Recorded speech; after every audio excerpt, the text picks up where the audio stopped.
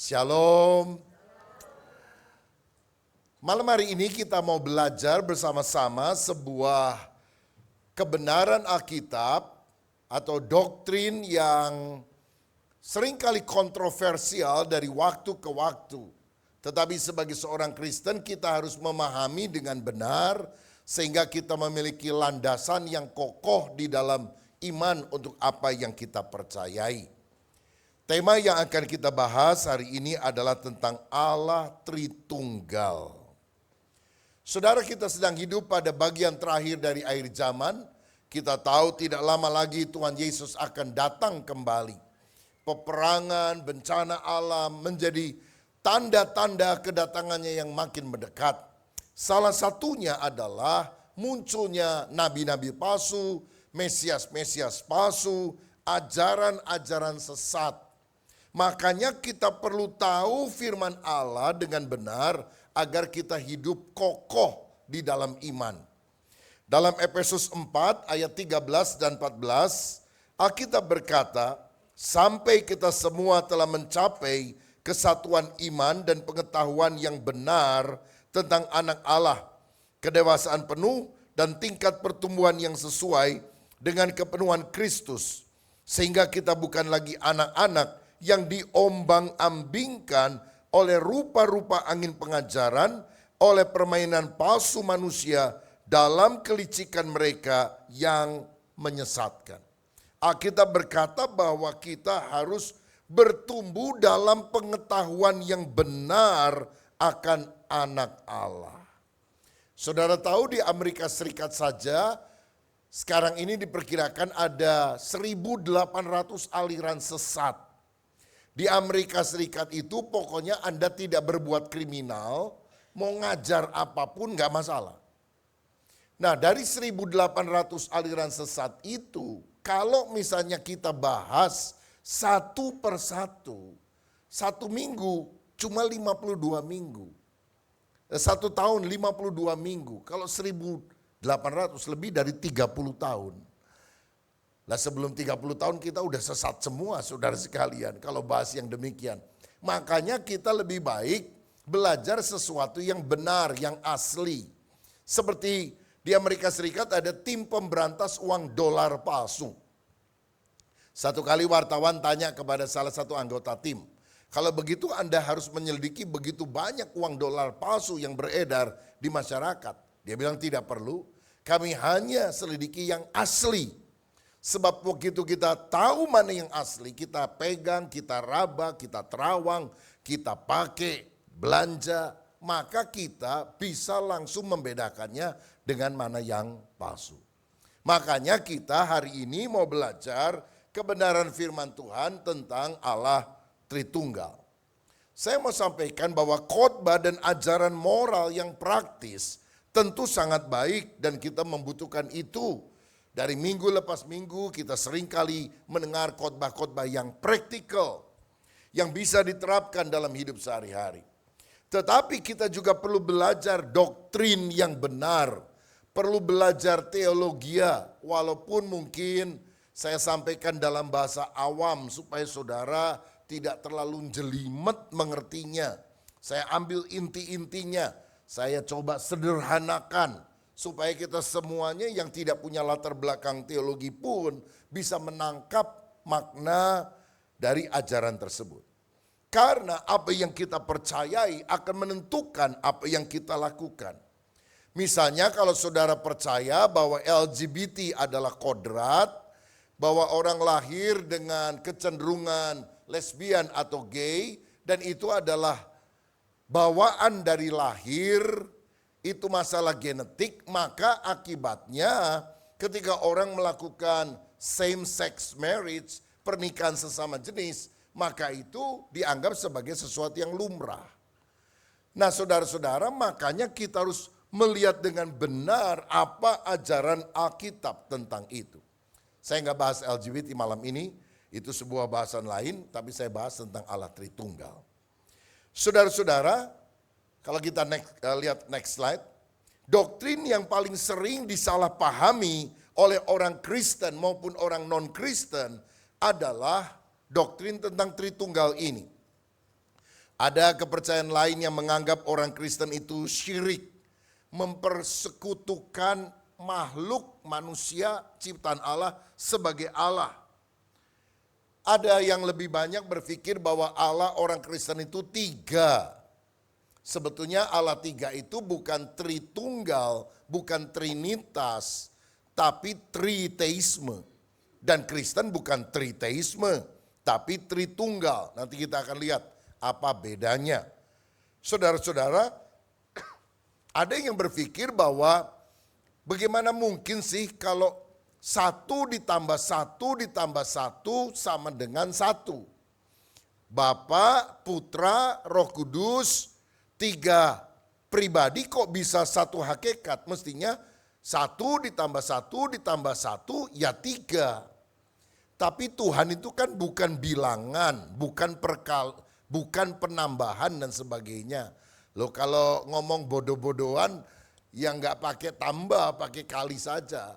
1+1+1 sama dengan 1. Tapi kembali saudara, intinya kalau bicara tentang Allah ini kan bukan tentang keberapaan. Allah itu berapa sih?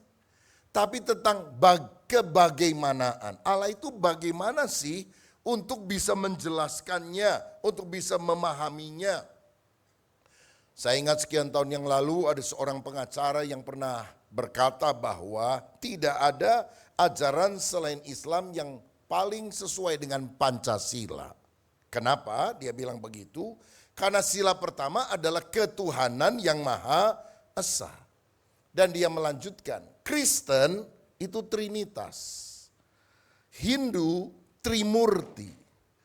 Maka yang sesuai dengan sila pertama dari Pancasila, ketuhanan yang Maha Esa, hanya Islam, Tauhid.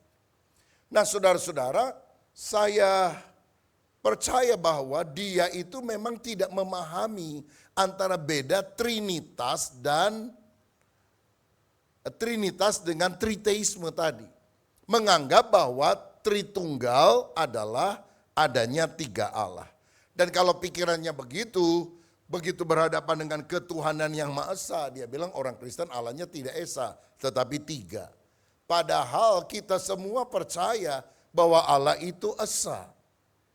Nah saudara-saudara, sebelum lebih jauh, kita harus memahami bahwa membahas tentang Tritunggal itu harus dengan hati yang rendah di hadapan Tuhan.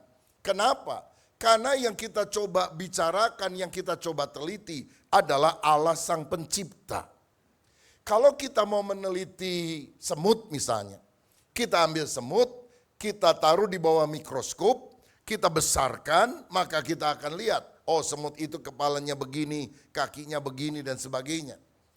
Tetapi kita tidak bisa menurunkan Allah dari tahtanya dan menaruh di bawah mikroskop dan berkata, oh Allah itu begini, sifatnya begini, hakikatnya begini, pribadinya begini. Karena dia adalah subjek, dia adalah pribadi yang menciptakan kita. Dia bukan ciptaan, dia bukan objek untuk diselidiki seperti kita menyelidiki semut. Menyelidiki batu misalnya, benda mati, itu jauh lebih gampang daripada menyelidiki makhluk. Saudara kalau meneliti singa, pasti jauh lebih susah daripada meneliti batu. Dan meneliti manusia jauh lebih sulit daripada meneliti singa. Kita ini memahami diri sendiri aja kadang-kadang susah, apalagi memahami Allah Sang Pencipta.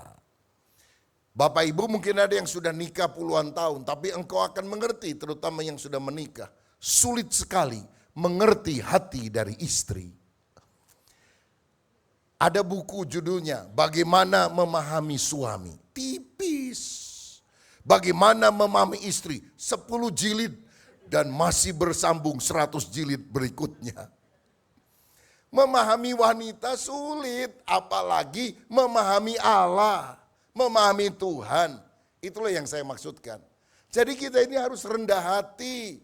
Siapa aku ini yang mencoba membicarakan tentang pribadimu? Siapa aku ini yang berusaha mencari tahu tentang siapa engkau? Dan saya mau katakan Allah hanya bisa dipahami ketika dia menyatakan diri kepada kita. Kalau Allah tidak menyatakan diri kepada kita melalui Alkitab tentang siapa pribadinya, apa sifatnya, kita itu buta tentang siapa Allah itu. Karena Allah tidak bisa diteliti dengan pemahaman filosofis yang terdalam sekalipun. Maka harus ada revelation, pengungkapan ilahi dalam firman-Nya tentang siapakah Allah itu. Nah saudara-saudara, dimensi yang lebih rendah, misalnya binatang, sulit memahami dimensi yang lebih tinggi, misalnya manusia. Begitu juga manusia, dimensi yang lebih rendah, tentu lebih sulit untuk mempelajari dimensi yang lebih tinggi, yaitu Tuhan itu sendiri. Kalau saudara lihat gambar berikut ini, maka saya ingin menunjukkan ada gambar satu dimensi, garis. Yang di bawahnya itu gambar dua dimensi, bujur sangkar. Tapi yang kanan, itu sama baik yang atas maupun yang bawah, itu tiga dimensi, kubus. Saya mau ngomong gini, satu dimensi lebih sulit memahami dua, apalagi memahami tiga dimensi. Tapi tiga dimensi lebih gampang memahami dua dimensi, apalagi satu dimensi. Bisa nangkep gak saudara? Karena satu garis kan gak pernah ngerti kubus itu model seperti apa. Tapi kalau kubus itu kan ada satu dimensinya, dua dimensinya, bahkan akhirnya berbentuk pada tiga dimensi. Agustinus, seorang bapak gereja pada abad 4 pernah berkata, pikirkanlah tentang Allah Tritunggal dan mungkin Anda akan kehilangan akal.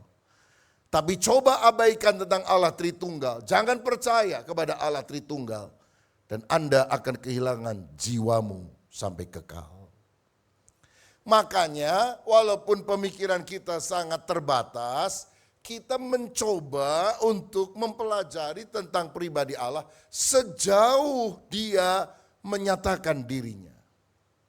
Martin Luther pernah membedakan antara Deus absconditus dengan Deus revelatus. Ini bahasa teologi. Allah yang menyembunyikan diri, Allah yang sejati, yang tidak terhampiri, yang tidak nampak, dia tinggal di dalam terang yang tak terhampiri. Dengan Deus revelatus, Allah yang menyatakan diri. Jati diri Allah sepenuhnya tidak mungkin kita bisa ngerti. Walaupun kita ini IQ-nya 150, gelar berderet, profesor doktor, karburator, kotor bocor. Tetapi ketika dia menyatakan diri kepada kita, barulah kita bisa menangkap tentang pribadi Allah itu. Sejauh, sekali lagi, dia menyatakan diri. Jadi pengetahuan kita bukan pengetahuan semua-muanya tentang Allah. Sekali lagi, memahami diri sendiri aja nggak mengerti 100%, apalagi memahami Allah. Saudara lapar, makan pisang goreng, lalu jadi kenyang. Bagaimana caranya pisang goreng diolah dan sebagainya, lalu menjadi sari-sari makanan, membentuk darah, mengalirkan ke seluruh tubuh kita? Coba jelaskan secara ilmiah. Susah kan? Yang saya tahu, aku lapar, aku makan pisang goreng, aku kenyang, aku hidup. Nah, cari yang simpelnya seperti itu. Nah, dengan dasar pemikiran itu, supaya kita tidak merasa keminter, ingin tahu tentang Tuhan, tapi dengan rendah hati, maka kita coba masuk ke dalam topik ini. Saudara-saudara, kekristenan itu sebetulnya menyembah Allah yang esa, bukan menyembah tiga Allah, politeisme, triteisme. Enggak. Kita hanya menyembah Allah yang esa. Monotheism, the belief in only one God. Kita hanya percaya kepada Allah yang esa, Allah yang satu. Alkitab banyak sekali menyatakan hal ini. Musa misalnya dalam Ulangan 6 ayat 4 berkata, dengarlah hai orang Israel, Tuhan itu Allah kita, Tuhan itu apa? Esa. Maleakhi 2 ayat yang ke-15, bukankah Allah yang esa menjadikan mereka daging dan roh? Bagaimana dengan Yesus? Apakah Yesus pernah bilang bahwa Allah itu esa? Markus 12 ayat 29. Jawab Yesus, hukum yang terutama ialah, dengarlah hai orang Israel, Tuhan itu Allah kita. Tuhan itu esa. Siapa yang bilang? Yesus. Bahkan Yesus berkata Allah itu esa. Enggak usah diragukan. Rasul Paulus dalam 1 Korintus 8 ayat 4 berkata, tidak ada berhala di dunia dan tidak ada Allah lain daripada Allah yang esa. 1 Timotius 2 ayat 5, karena Allah itu esa dan esa pula dia yang menjadi pengantara antara Allah dan manusia, yaitu manusia Kristus Yesus. Cukuplah ayatnya, cukup banyak ya. Ayat yang lain lebih banyak, bahwa Allah itu esa. Believe in one God. Percaya kepada Allah yang esa. Nah, saudara-saudara, kata esa itu berasal dari kata Ibrani ehad. Kata ehad ini agak berbeda dengan istilah tunggal sebetulnya. Sebab apapun bahasa manusia untuk menjelaskan tentang Allah tentu sangat terbatas. Kata tunggal seringkali di dalam perjanjian lama digunakan kata yahid. Misalnya Keluaran 22 ayat 2, Abraham ambillah anakmu yang tunggal itu. Kata yang dipakai bukan ehad tapi yahid. Jadi saudara-saudara, ehad yang dimaksudkan adalah satu kesatuan bersama. All together atau united. Dua tetapi satu. Seperti Adam dan Hawa. Bahasa Ibrani itu perlu saudara tahu membedakan subjek menjadi 3 bagian. Pertama, singular artinya tunggal, 1. Yang kedua, dual, 2. Yang ketiga, plural, 3 dan seterusnya yang adalah jamak. Kalau bahasa Indonesia cuma bedakan antara tunggal dan jamak. 1 itu tunggal, jamak itu berapa? 2 dan selanjutnya. Kalau Ibrani enggak. Kalau 2 itu dual, bukan plural. Kalau plural itu minimal 3. Makanya ketika kita menemukan kalimat dengan bentuk plural di dalam Alkitab, itu bukan 2, 3. Ya. Nah, jadi dari pembedaan ini kita tahu bahwa Allah atau Elohim dalam bahasa Ibrani ditulis dengan bentuk plural atau jamak. Misalnya Kejadian 1 ayat 26. Berfirmanlah Elohim, baiklah kita menjadikan manusia menurut gambar dan rupa kita. Kata Elohim plural, yaitu minimal jamak itu 3. 3 pribadi di dalam 1. Jadi bukan Dwitunggal. Kita nggak percaya Dwitunggal. Kita hanya percaya Tritunggal. Apalagi setunggal. Kita nggak percaya, saudara-saudara. Allah itu Tritunggal, bukan Dwitunggal atau setunggal.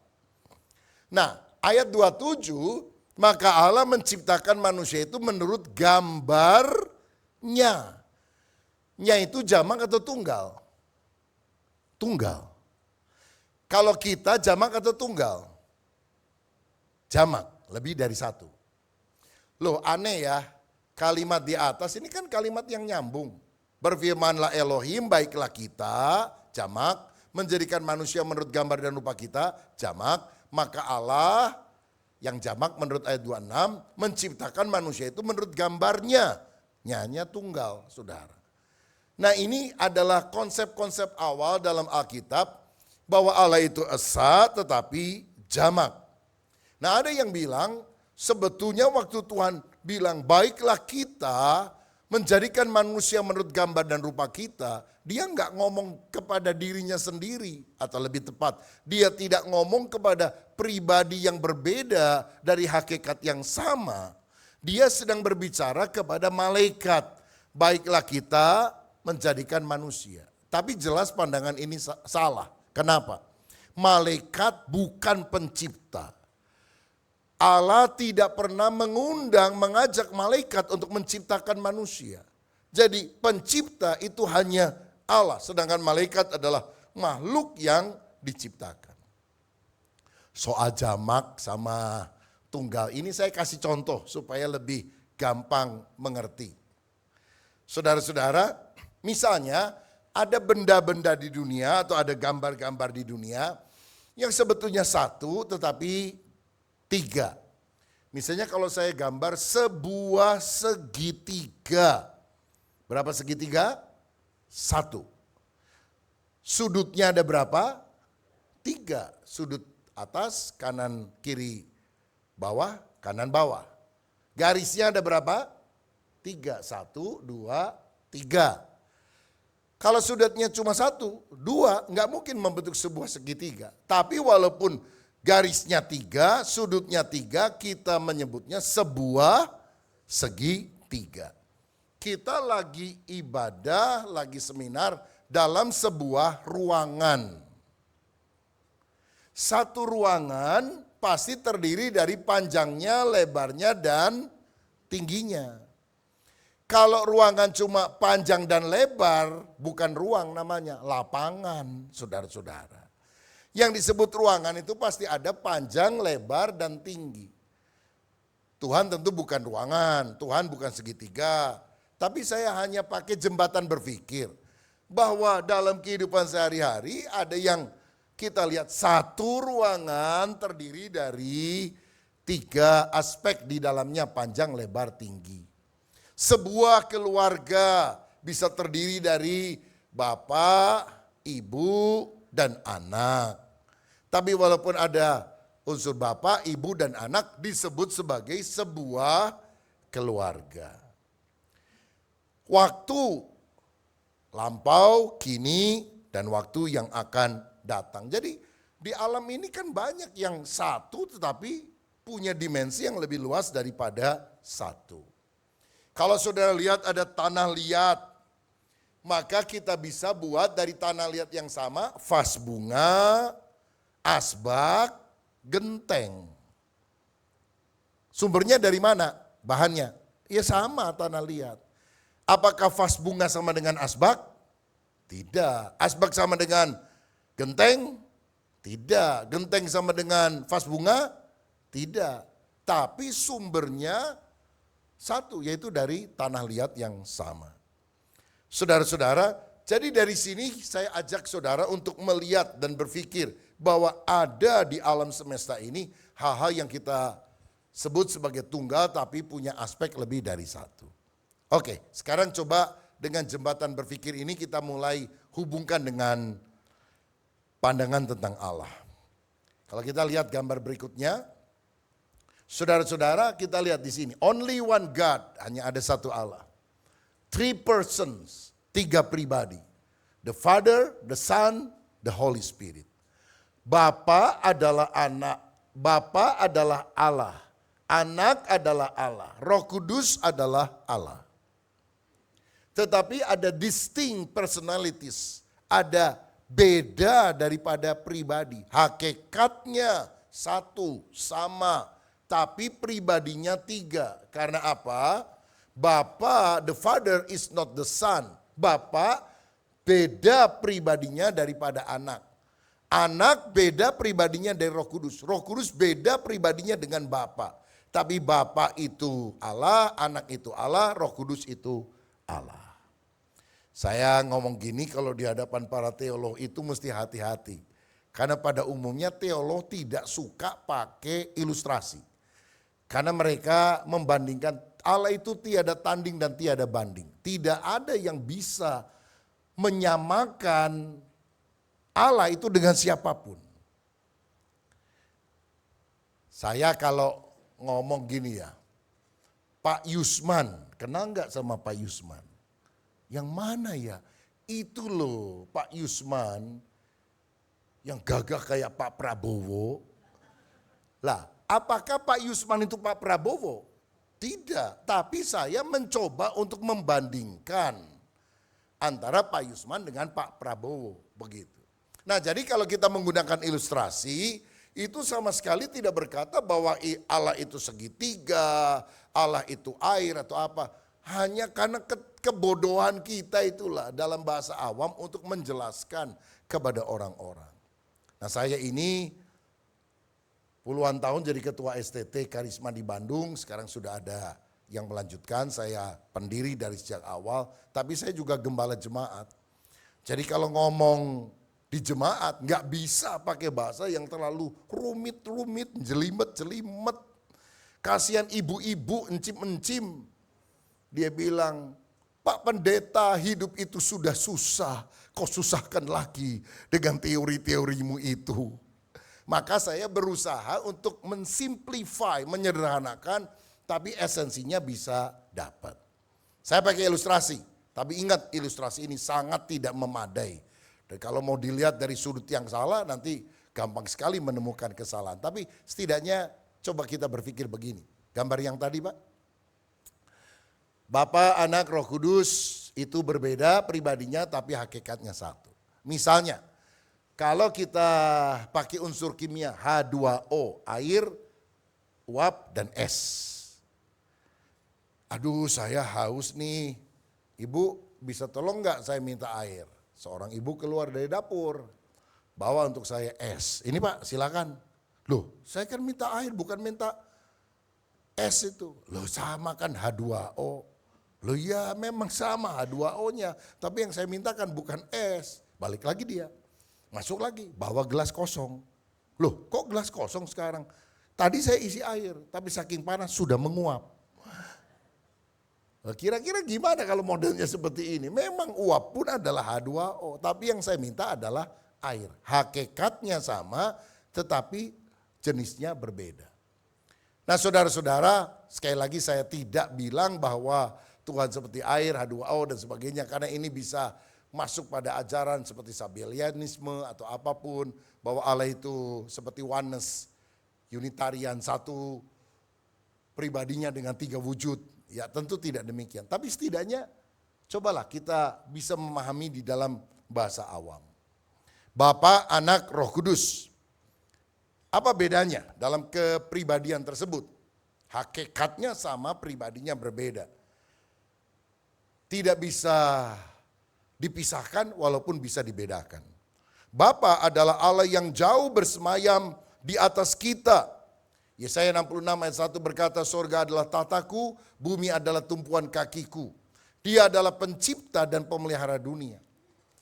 Tetapi Anak adalah Allah yang dekat beserta dengan manusia. Dia adalah Immanuel, Yesus, Allah yang beserta dengan kita. Firman yang menjadi manusia. Jadi Allah yang jauh telah mendekat, tinggal bersama dengan kita. Bahkan Roh Kudus adalah Allah yang mau tinggal di dalam hati setiap orang yang percaya. Yohanes 14 ayat 17. Dia bukan hanya kuasa, power, tapi dia adalah Allah itu sendiri. Bapa yang jauh telah menjadi Anak yang dekat, Immanuel beserta dengan kita, dan masuk di dalam hati kita sebagai Roh Kudus yang tinggal menyertai kita selama-lamanya. Nah saudara perlu tahu bahwa istilah Tritunggal tidak ada dalam Alkitab. Tapi konsep ini sangat alkitabiah. Ada yang bilang karena Tritunggal tidak ada dalam Alkitab, tidak alkitabiah. Boleh saya tanya, Kristen itu menurut saudara monoteisme atau politeisme? Siapa yang bilang Kristen monoteisme, hanya percaya kepada satu Allah? Siapa yang percaya Kristen itu politeisme, percaya kepada banyak Allah? Yang gak angkat tangan ini maunya apa ya? Saudara-saudara, istilah monoteisme juga gak ada di Alkitab, tapi kita percaya ajaran Kristen itu monoteisme dan bukan politeisme. Betul? Nah begitu juga istilah Tritunggal tidak ada di dalam Alkitab, tapi seluruh kesaksian Alkitab menunjukkan dengan jelas bahwa Allah itu Tritunggal, artinya satu hakikatnya, tiga pribadinya. Apa itu Tritunggal? Satu hakikatnya, tiga pribadinya. Boleh ucapkan bersama saya lebih keras? Tritunggal adalah Satu hakikatnya, tiga pribadinya. Satu hakikat, tiga pribadi. Itu yang kita pahami dengan Tritunggal. Tertullianus adalah orang yang pertama kali menggunakan istilah Trinity. Tritunggal ini, Trinitas, walaupun konsepnya sudah ada lebih awal. Misalnya Irenaeus, murid daripada Polikarpus. Polikarpus adalah murid daripada Yohanes, Rasul Yohanes. Itu sudah menggambarkan di dalam tulisannya tentang Allah Tritunggal, walaupun istilah Tritunggal itu belum diciptakan atau belum digunakan sampai Tertullianus menyebutkan hal tersebut. Doktrin Tritunggal disahkan di Konsili Nikea tahun 325 yang intinya Allah itu esa tapi memiliki tiga pribadi yang sehakikat dan setara. Konsili itu artinya rapat akbar para hamba-hamba Tuhan dalam berbagai denominasi. Dan apa yang menyebabkan Konsili Nikea ini dilakukan? Karena ada ajaran yang merajalela waktu itu, namanya Arianisme, yang mengatakan bahwa Yesus itu ciptaan Allah. Maka diadakan konsili 318 hamba-hamba Tuhan hadir, difasilitasi oleh Konstantin, Kaisar Konstantin Agung, karena dia yang punya uang, tapi dia nggak ikut-ikut detailnya. Lah Kaisar kan nggak ngerti yang teologi yang jelimet, yang perbantahan. Dia cuma siapkan makannya, siapkan hotelnya lah kalau sekarang tempat tinggalnya. Dan mereka sidang sinode itu hampir sebulan, saudara-saudara, bahas hal ini. Kalau sekarang gereja mengadakan sinode paling 3-4 hari itu bisa sebulan. Dan akhirnya muncullah rumusan dari Konsili Nikea ini. Yang intinya bahwa meyakini Allah itu esa, tapi memiliki tiga pribadi yang sehakikat dan setara. Mungkin saudara pernah mikir, kenapa sih doktrin yang susah-susah ini perlu dirumuskan? Ada 3 alasan yang penting. Pertama, telah terjadi kesimpang siuran pengertian mengenai pribadi Allah. Maka karena ada kesimpang siuran itu, maka lebih baik dirumuskan bersama-sama. Yang kedua, akibat yang pertama simpang siur, maka timbul ajaran-ajaran sesat. Seperti Arius, makanya diluruskan lagi. Ini salah nih. Kemudian dinyatakan bidat oleh gereja, sesat. Yang benar ini loh rumusannya. Dan memang yang ketiga ada kebutuhan untuk mendalami kebenaran tentang Allah Tritunggal tersebut. Nah saudara-saudara, konsep Tritunggal sebetulnya sudah ada di dalam Perjanjian Lama. Dan juga tentunya di dalam Perjanjian Baru. Kan ada orang yang suka nyerang Kristen. Oh, Tritunggal itu diciptakan oleh orang Kristen, khususnya oleh Kaisar Konstantin pada tahun 325 di Nikea. Dia yang mendanai, lalu dia bikin rumusan. Loh, ngawur sekali.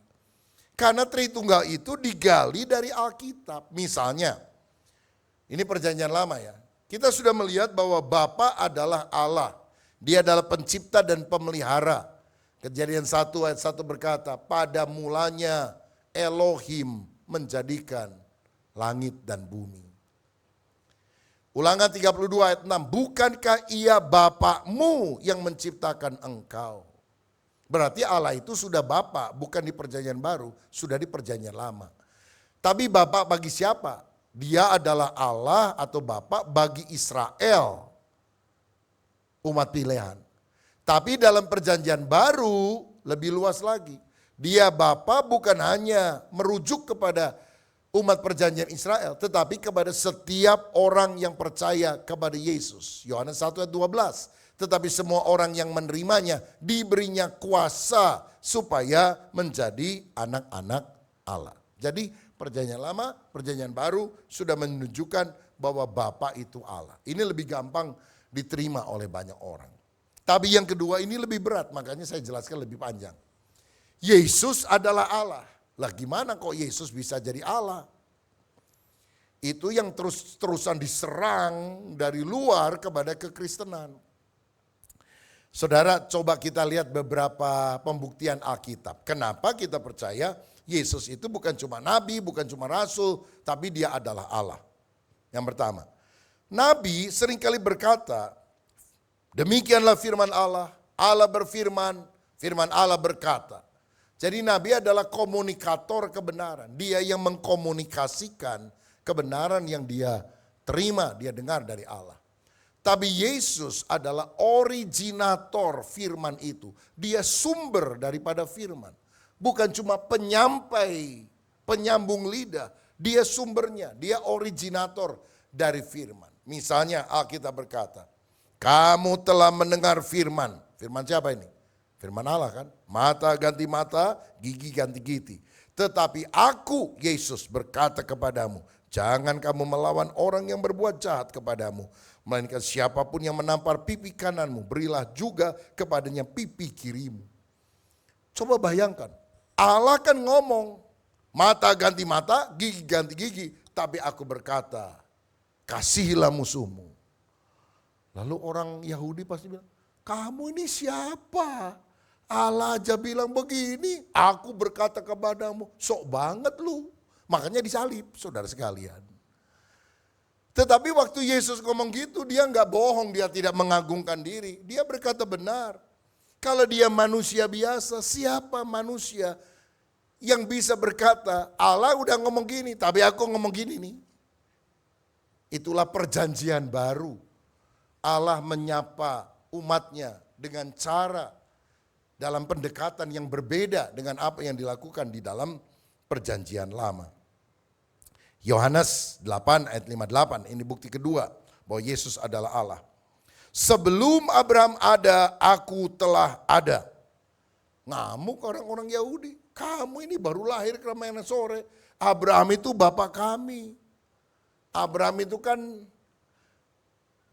Adam sampai Abraham 2000 tahun. Lebih kurang ya. Abraham sampai Yesus 2000 tahun. Yesus sampai sekarang 2000 lebih sekian tahun. Jadi Abraham itu kan 2000 tahun sebelum Yesus lahir. Kok bisa bilang sebelum Abraham ada, aku sudah ada? Ngawur ini orang. Tapi Yesus tidak bohong. Karena kalau kita lihat di dalam Mika 5 ayat yang pertama, ditunjukkan, tetapi engkau hai Betlehem Efrata, hai yang terkecil di antara kaum Yehuda, daripadamu akan bangkit bagiku seorang yang akan memerintah Israel, yang permulaannya sudah sejak purbakala, sejak dahulu kala. Alkitab bahasa Inggris berkata, from the days of eternity. Bukan cuma purbakala, tapi dari kekal. Yesus sudah ada dari kekal, tidak pernah tidak ada. Hanya dia baru datang menyatakan diri sebagai bayi, sebagai manusia, kira-kira 2000 tahun yang lampau. Tapi hakikatnya sudah ada dari kekekalan. Yohanes 1 ayat 1 sampai 3. Nah, ayat ini mudah-mudahan lebih gampang ditangkap oleh saudara. Yohanes 1 ayat 1 sampai 3. Baca bersama. Pada mulanya adalah firman. Firman itu bersama-sama dengan Allah, dan firman itu adalah Allah. Ia pada mulanya bersama-sama Allah. Segala sesuatu dijadikan oleh Dia, dan tanpa Dia tidak ada sesuatu pun yang telah jadi dari segala yang telah dijadikan. Pada mulanya adalah firman, firman itu bersama-sama dengan Allah, dan firman itu adalah Allah. Jadi Yesus itu adalah kalam Allah, perkataan Allah, firman Allah, logos, hikmat, ide tertinggi yang dimiliki oleh Allah itu sendiri. Saudara dari Malang mau telepon saya. Saudara belum pernah lihat saya, belum pernah kenal saya. Tapi mungkin ada seorang teman bilang, kamu kalau ada masalah minta didoain pendeta Rubin Adi. Yang mana orangnya? Udah saya kasih nomor teleponnya lah. Nanti kamu undang saja minta didoakan. Belum pernah ketemu saya, belum pernah kenal saya. Saudara telepon. Halo, saudara bilang, ya apakah saya bicara dengan pendeta Rubin Adi Abraham? Saya bilang, apakah ini pendeta Rubin Adi? Saya bilang, ya, kan mestinya gitu. Gimana kalau saya jawab? Apakah ini dengan Pendeta Rubin Adi? Oh, ini adalah perkataannya Pendeta Rubin Adi. Saudara jadi enggak minta doa saya? Ini orang kok sinting, ini kok ngomongnya, ini perkataannya Pendeta Rubin. Ya sama aja dong, perkataan sama pribadinya. Tapi coba renungkan, saudara enggak pernah lihat saya, saudara telepon saya, hanya dengar suara saya. Yang saudara ketahui kan perkataan saya, bukan pribadi saya. Wajah enggak tahu, apa-apa enggak tahu. Bener kan? Yesus itu adalah perkataan Allah. Pada mulanya adalah firman perkataan Allah itu bersama dengan Allah, dan firman itu adalah Allah. Kalau Yesus diciptakan kemudian, berarti Allah pernah tidak punya perkataan. Allah pernah bisu. Mana mungkin Allah bisu? Makanya saudara-saudara, Yesus disebut sebagai firman Allah. Lalu firman itu menjadi manusia. Dan itu adalah Yesus. Kan Tuhan Maha Kuasa, mau jadi apa aja kalau dia mau bisa aja. Mau datang jadi buku bisa. Bisa nggak Allah kalau mau datang ke dunia dalam bentuk gajah? Bisa, namanya Allah Maha Kuasa. Jadi kuda, jadi kambing, bisa? Bisa aja. Tapi Allah tidak perlu jadi kambing. Karena tidak ada firman berkata, hai kambing-kambing bertobatlah karena kerajaan Allah sudah dekat. Kenapa Allah jadi manusia? Karena yang mau diselamatkan adalah manusia. Makanya dia jadi manusia, saudara. Dia akan Maha Kuasa. Bandingkan dengan Yesaya 44 ayat 24. Tuhan menjadikan segala sesuatu seorang diri. Tidak ada yang mendampingi. Yang menciptakan semuanya cuma Allah seorang diri. Loh, tapi kenapa dikatakan segala sesuatu dijadikan oleh Yesus? Berarti pencipta ada Allah, ada Yesus, ada dua dong. Tapi kenapa Yesaya berkata Allah menciptakan segala sesuatu seorang diri? Kesimpulan gampangnya berarti Yesus itu adalah Allah. Allah seorang diri itu. Hakikatnya sama walaupun pribadinya berbeda. Bisa dibedakan, tidak bisa dipisahkan.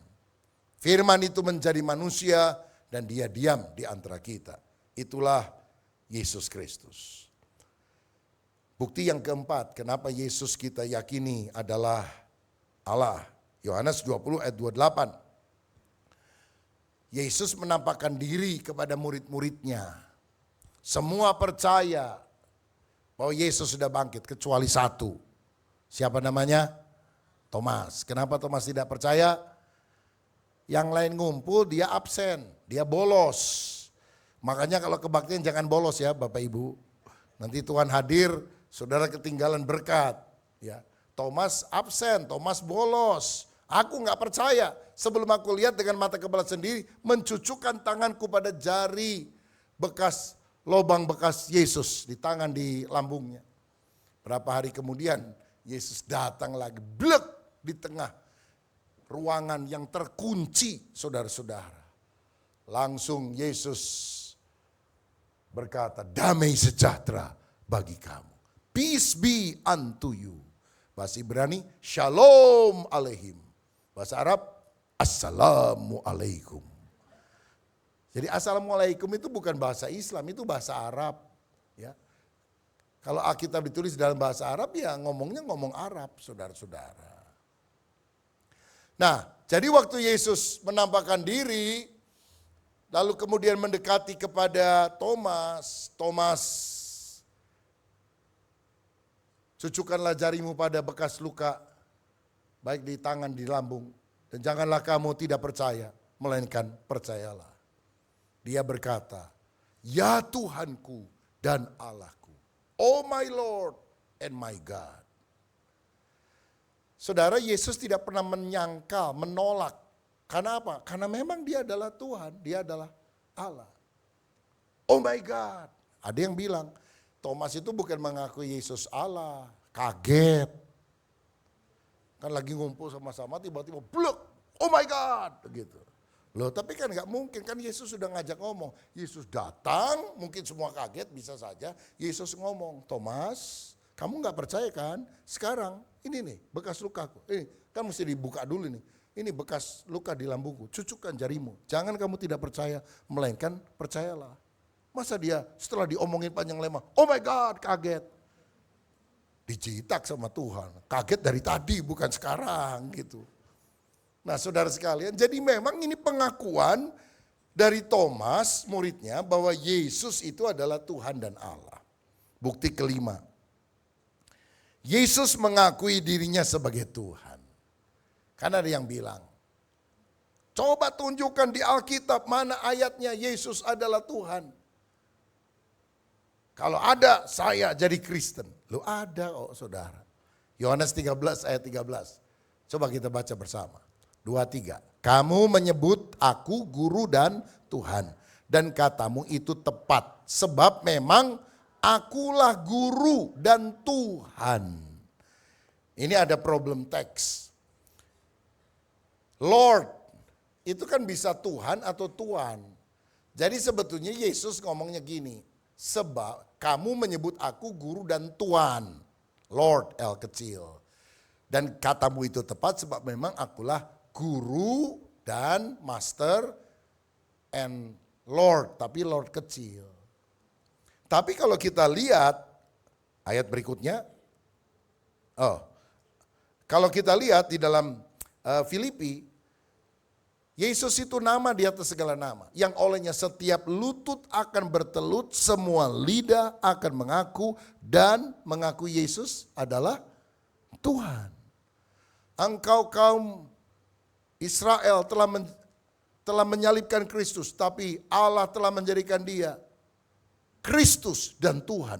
Perkataan bahwa Kristus Yesus itu adalah Tuhan, itu ada di berbagai tempat di dalam Alkitab. Jadi bukan cuma Lord. Kalau nama di atas segala nama, setiap lutut bertelut, semua lidah mengaku. Kan bukan bos, tapi Lord Tuhan. Jadi Yesus memang adalah Lord Tuhan. Bukti berikutnya Filipi 2 ayat 6. Yang walaupun dalam rupa Allah tidak menganggap kesetaraan dengan Allah itu sebagai milik yang harus dipertahankan. Yesus itu setara dengan Allah. Tapi untuk sementara waktu dia mengosongkan diri, menghampakan diri menjadi manusia. Dia tidak meninggalkan keilahiannya.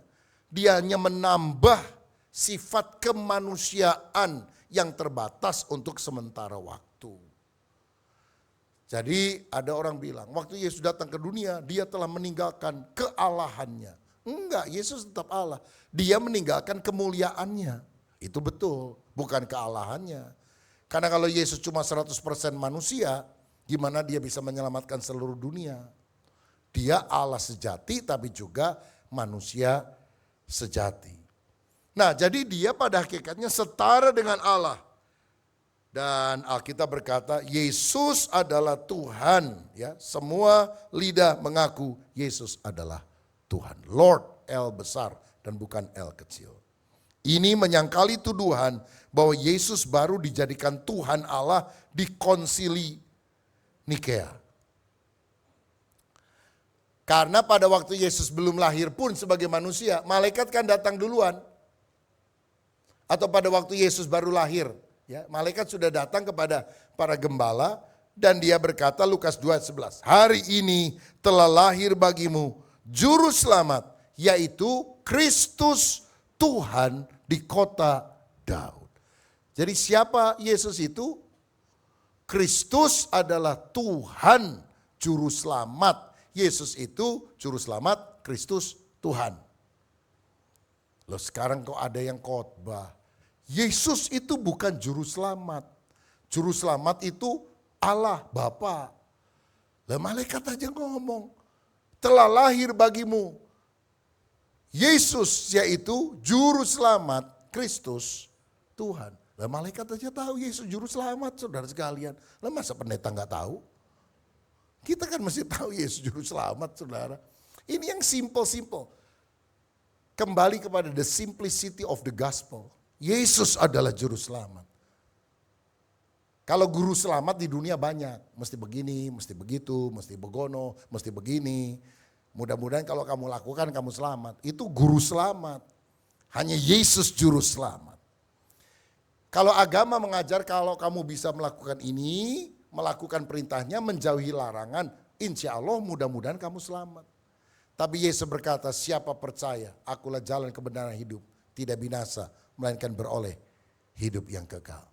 Agama membuat kita bangga dengan apa yang kita lakukan. Injil membuat kita bangga dengan apa yang Yesus lakukan. Oh, saya udah beramal, udah bikin ini dan sebagainya. Kitanya yang bangga. Tapi Injil berkata, kamu orang berdosa. Hanya karena karya salib Kristus kamu diselamatkan. Only by grace. Maka Injil membuat kita bangga dengan apa yang Yesus lakukan. Yang ketiga, Roh Kudus adalah Allah. Kejadian 1 ayat 1 sampai 3. Roh Kudus turut menciptakan alam. Pada mulanya Allah menjadikan langit dan bumi. Bumi belum berbentuk gelap gulita, meliputi samudera raya. Roh Allah melayang-layang, berfirmanlah Allah, jadilah terang. Jadi kalau kita melihat ada penjelasan tentang Allah, Elohim Bapa, ada roh Allah, ada firman Allah. Dari awal sudah ada tentang konsep Allah yang esa tetapi Tritunggal itu. Roh Kudus turut menciptakan alam, membangkitkan orang mati. Kisah Rasul 5 ayat 3 sampai 4, mendustai Roh Kudus adalah mendustai Allah. Ya, ketika Ananias dan Safira berusaha berbohong, kenapa kamu mendustai Roh Kudus? Sebetulnya kamu bukan mendustai manusia, engkau mendustai Allah.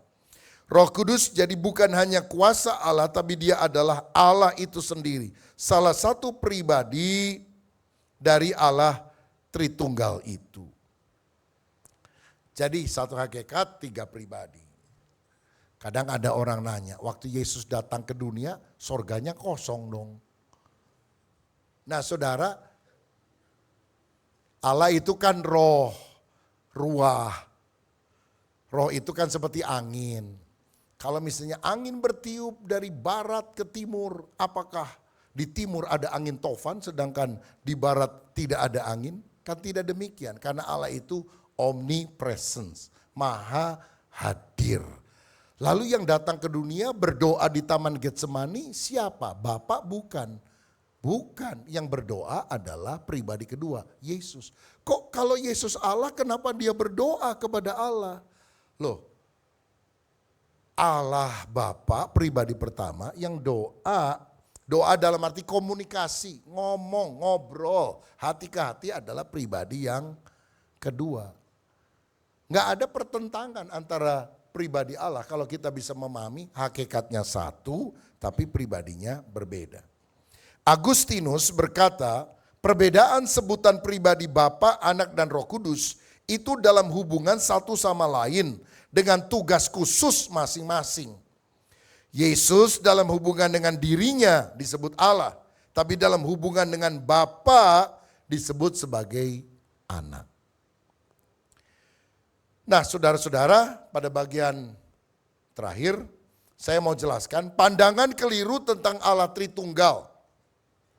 Pertama ada serangan terhadap pribadi Allah Bapa. Kaum Gnostik mengatakan bahwa Allah menciptakan demiurgos atau ilah yang lebih rendah yang lalu menciptakan alam dan manusia. Ini abad-abad awal ada ajaran sesat yang namanya Gnostik. Dan kebanyakan apokrifa itu ditulis oleh kaum Gnostik yang ingin menyimpangkan orang Kristen sejati dari iman Kristen. Dan mereka itu seringkali nyomot-nyomot pakai nama rasul-rasul.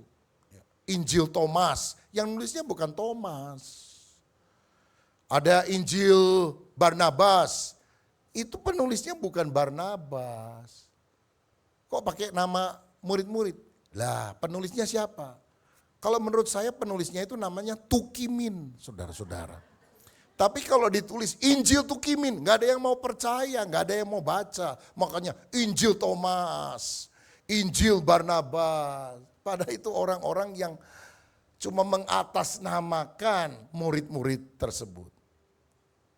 Marcionisme. Marcion adalah orang yang menganggap Allah Perjanjian Lama sama Allah Perjanjian Baru itu beda. Kenapa? Karena Allah perjanjian lama itu suka perang, marah-marah. Allah perjanjian baru itu sabar, penuh kasih. Jadi Allahnya beda. Padahal kita sembah Allah yang sama. Cuma pendekatannya kepada umat berbeda dari perjanjian lama dan perjanjian baru. Saudara-saudara. Yang ketiga, yang berikutnya serangan terhadap pribadi Allah anak. Adopsianisme, adopsi diangkat menjadi anak. Yesus itu manusia biasa yang diangkat menjadi Allah pada waktu pembaptisannya karena dia saleh.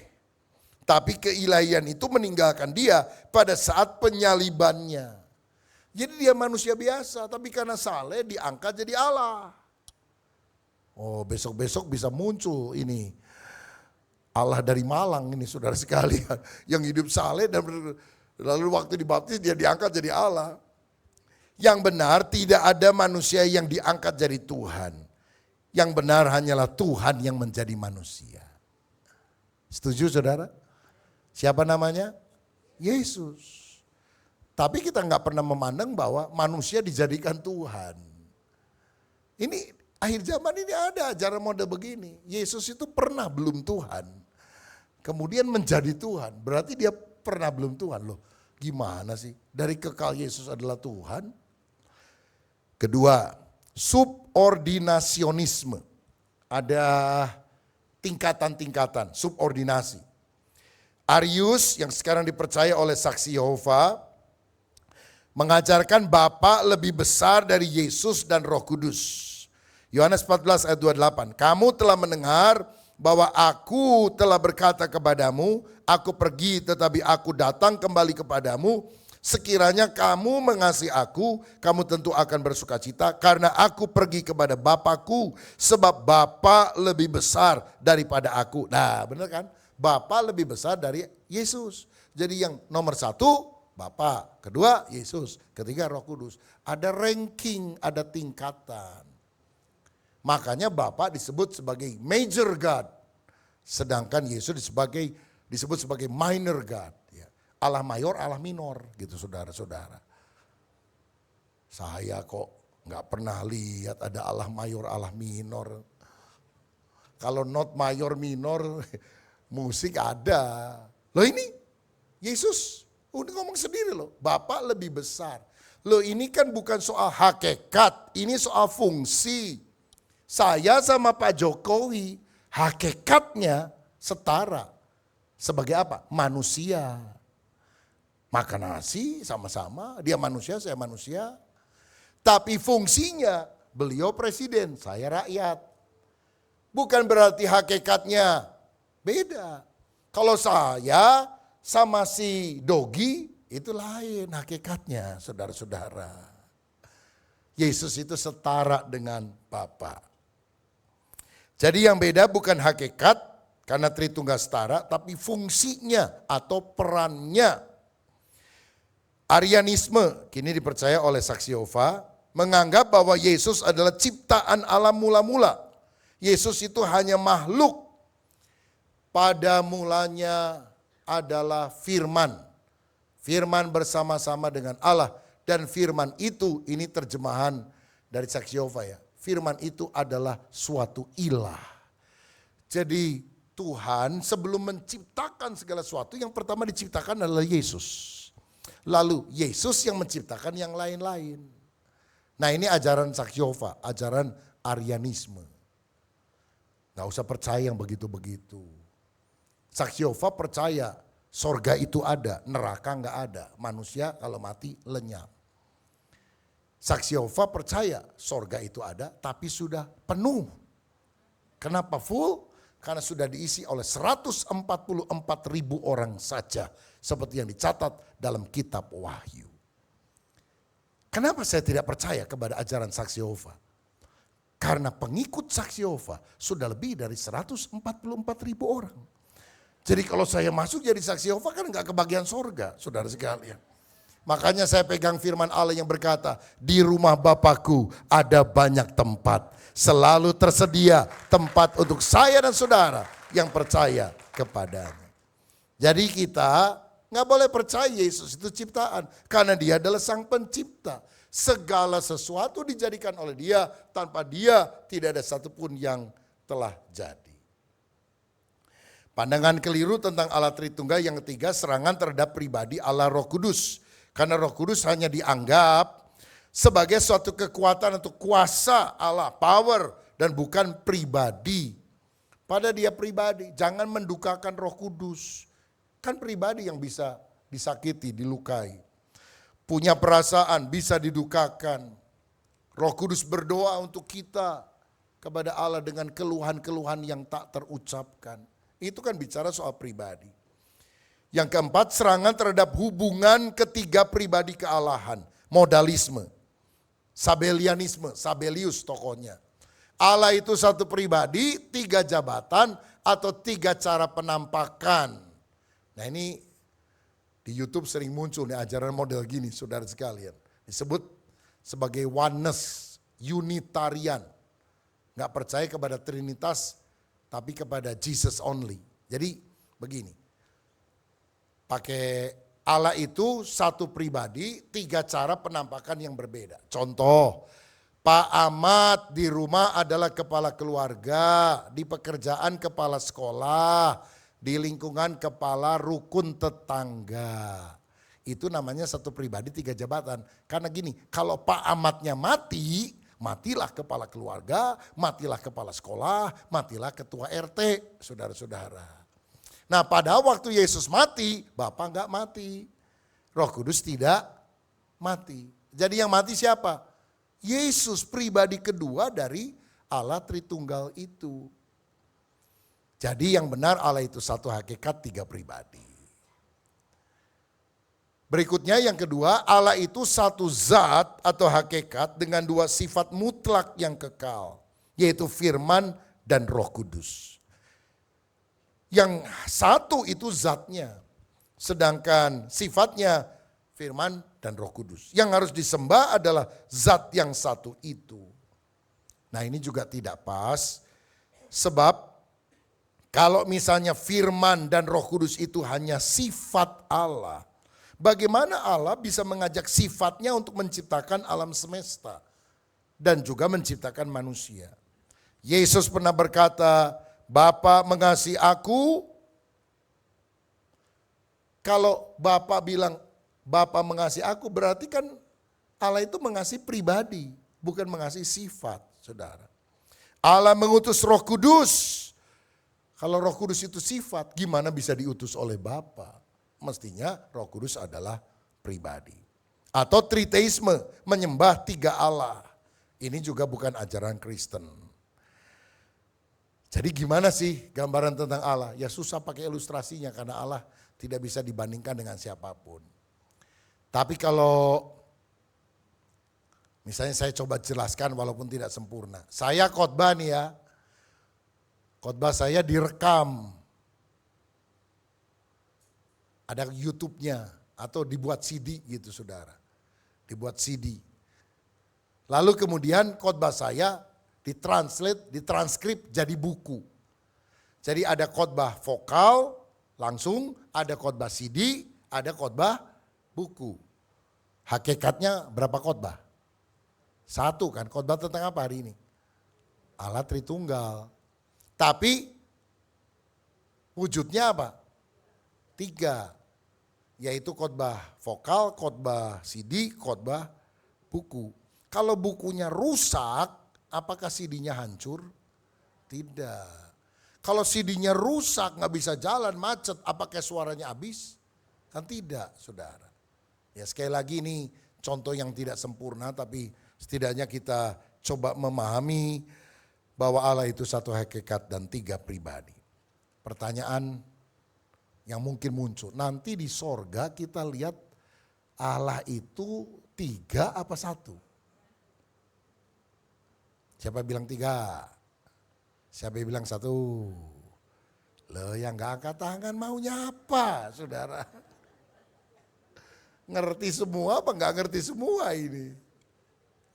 Dalam kekekalan nanti kita akan melihat satu Allah saja. Allah yang esa. Dalam penampakan apa? Tuhan Yesus Kristus. tapi tidak terpisahkan dari unsur Bapa dan Roh Kudus dalam kesatuan ketritunggalan itu. 1 Yohanes 3 ayat 2, saudara-saudaraku yang kekasih, sekarang kita adalah anak-anak Allah, tetapi belum nyata apa keadaan kita kelak. Akan tetapi kita tahu bahwa apabila Kristus menyatakan dirinya, siapa yang menyatakan diri? Kristus. Kita akan menjadi sama seperti Dia sebab kita akan melihat Dia. Siapa Dia ini? Kristus. Dalam keadaannya yang sebenarnya. Karena Allah itu roh. Roh Kudus juga kan bukan seperti pribadi orang begitu. Yang pernah jadi manusia itu adalah Yesus. Tetapi walaupun yang kita lihat Yesus tidak terpisahkan dari unsur Bapa dan Roh Kudus. Karena Dia adalah Tritunggal. Bagaimana dengan Kisah Rasul 7 ayat 55. Lihat aku berdiri Yesus. Siapa? Stefanus bilang, lihat aku melihat Yesus berdiri di sebelah kanan tahta Allah. Lah ini gimana? Apa Allah duduk lalu di sebelah kanannya? Lihat Yesus berdiri di sebelah kanan Allah. Nah saudara-saudara, saya mau bilang istilah di sebelah kanan Allah, Dia diangkat duduk di sebelah kanan Allah adalah istilah. Alkitab itu tidak boleh dipahami secara ayatiah. Wah duduk di sebelah kanan Allah. Berarti ada Allah, ada Dia. Enggak. Kalau saya bilang gini ya, ada Pak Gubernur, saudara mau datang. Pak saya ada masalah gini, bisa tolong saya enggak? Udah ngomong sama tangan kanan saya. Apa saudara pikir tangan kanan Pak Gubernur itu copot lalu pindah di sebelah kanan? Kan enggak, tangan kanan itu istilah. Bahwa dia orang kepercayaan saya. Udah ngomong aja sama dia, nanti masalahnya apa, dia yang sampaikan sama saya, nanti adalah jalan keluarnya. Jadi Yesus duduk di sebelah kanan Allah enggak boleh dipahami secara ayatiah. Karena Allah itu roh, bukan benda 3 dimensi. Ini Allah duduk, sebelahnya Yesus berdiri. Lagi pula Stefanus itu belum mati. Dan dia tidak melihat hakikat Allah yang sesungguhnya. Karena dia masih hidup, lalu dia dapat penglihatan. Yang dilihat oleh Stefanus, bisa saja dia melihat dalam gambaran itu. Tapi dia tidak melihat hakikat Allah persis seperti itu. Cara pandangnya adalah sedemikian.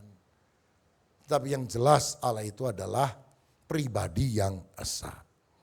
Bagaimana dengan Wahyu 22 ayat 3? Maka tidak akan ada lagi laknat, tahta Allah dan tahta anak domba. Tahta Allah, tahta anak domba akan ada di dalamnya dan hamba-hambanya akan beribadah kepadanya. Itu kan ada 2 tahta. Tahta Allah, tahta anak domba.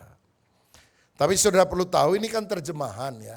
Bahasa Yunaninya untuk tahta itu adalah tronos. Dan tronos walaupun ada S-nya bentuknya tunggal, bukan jamak, bukan plural. King James Version mungkin menerjemahkan lebih tepat. The throne of God and of the Lamb. Throne-nya satu, tahta Allah dan anak domba. Nah ini cocok dengan terjemahan Lembaga Alkitab Indonesia juga. Wahyu 5 ayat 13. Bagi dia yang duduk di tahta dan bagi anak domba. Jadi ada satu tahta. The throne of God and of the Lamb. Tahta Allah dan anak domba. Bukan tahta Allah sendiri, anak domba sendiri, nanti Roh Kudus punya tahta sendiri. Saya berharap melalui penjelasan ini saudara bisa dicelikan, lebih nangkep, lebih ngerti. Jadi orang Kristen yang bukan hanya berkobar-kobar dengan hati, tapi cerdas, lebih paham tentang bahasan semacam ini. Selamat malam, Tuhan Yesus memberkati kita semuanya. Shalom.